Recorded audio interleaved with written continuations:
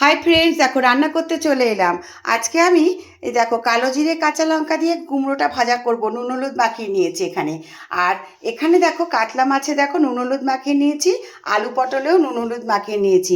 কাতলা মাছটা আমি হালকা ঝোল করব আলু পটল দিয়ে, আর সঙ্গে তো টমেটো থাকবেই। আর দেখো এখানে আছে ধনে জিরের গুঁড়ো, লঙ্কার কাশ্মীরি মির্চ, হলুদের গুঁড়ো দিয়ে আমি একটা মশলার পেস্ট তৈরি করেছি, সঙ্গে আদা বাটাও আছে। এই দিয়ে আমি কাতলা মাছের ঝোলটা রান্না করব। আর কুমড়োতেও আমি একটু টমেটো দেবো। সব কিছুতেই আমি নুন হলুদ মাখিয়ে নিচ্ছি। আর দেখানো এখানে একটু আমি আমলকি সিদ্ধ করে নিচ্ছি নুন দিয়ে। খুব ভালো বন্ধুরা, উপকারী আমলকি খাওয়াটা রোজ। ভালো থেকো। চলো তোমাদের সঙ্গে নিয়ে রান্নাটা শুরু করা যাক। হাই ফ্রেন্ডস, দেখো রান্না করতে চলে এলাম। দেখো বন্ধুরা, আমি এখানে কাতলা মাছের জন্য তেল গরম করে নিয়েছি। আর এই দেখো কাতলা মাছটাকে আমি নুন হলুদ মাখিয়ে নিয়েছি। এবার এখানে ভাজা বসিয়ে দেবো। এখানে মাছ ভাজা বসিয়ে দিয়েছি, আর এখানে আমি কুমড়ো ভাজাটাও বসিয়ে দিচ্ছি। কালো জিরে ফোড়ন দিয়ে দিলাম। এর মধ্যে আমি একটু টমেটো দিয়ে দিচ্ছি, আর একটা কাঁচা লঙ্কাও দিয়ে দিলাম। দেখো এবারে আমি এর মধ্যে কুমড়োটা দিয়ে দেবো। কুমড়োটা তো আমি নুন হলুদ মাখিয়ে নিয়েছি। মাছগুলোকে ভেজে আমি তুলে নিয়েছি। এবারে আমি একটু কালো জিরে ফোড়ন দিয়ে দিলাম, আর একটা কাঁচা লঙ্কাও দিয়ে দিলাম।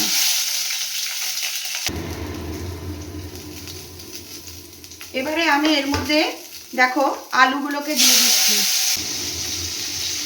পটলগুলোও দিয়ে দিলাম একসাথে। আর দেখো এখানে আমার কুমড়োটা ভাজা হয়ে গেছে, আর আমি এতে একটু মিষ্টি দিয়ে দিয়েছি। আমি নামিয়ে নেব, আর এটাকে আমি এখন এগুলোকে ভেজে নেব। আলু পটলটাকে আমি ভেজে নিয়েছি। এর মধ্যে আমি যে মশলার পেস্টটা তৈরি করেছি আমি এর মধ্যে দিয়ে দিলাম। আর এখানে দেখো আমি গরম জল বসিয়ে দিয়েছি মাছের ঝোলের জন্য।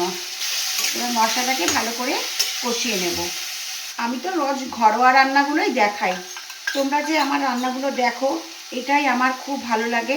তোমাদের কাছে আমি এর জন্য অনেক অনেক কৃতজ্ঞ। আর তোমরাও আমার অনেক ভালোবাসা নিও বন্ধুরা। এতে আমি অল্প একটু মিষ্টি দেব, নুন দিয়ে দেবো। ব্যাস, দেখো মশলাটা আমার কষানো অলমোস্ট ডান, দেখতে পাচ্ছ? এবারে আমি এর মধ্যে গরম জলটা দিয়ে দেবো। মাছের ঝোলটা আমার হয়ে গেছে।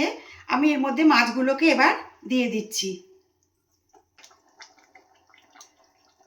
দেখো মাছের ঝোল আমার হয়ে গেছে। কাতলা মাছের হালকা ঝোল লাল লাল করে রান্না করলাম। এবার আমি এটাকে বাটিতে সার্ভ করে দেব। কেমন হয়েছে তোমরা কিন্তু বলবে। কাতলা মাছের হালকা ঝোল লাল লাল করে আমার রান্না করা হয়ে গেছে আলু পটল দিয়ে। আর এখানে দেখো কালো জিরে কাঁচা লঙ্কা দিয়ে কুমড়ো ভাজা হয়ে গেছে। বাটিতে সার্ভ করে দিয়েছি। ভিডিওটা যদি তোমাদের ভালো লাগে একটা লাইক কমেন্ট করো। আর এরপরে নতুন অন্য কোনো ভিডিও নিয়ে অবশ্যই চলে আসবো। ভালো থেকো, টাটা।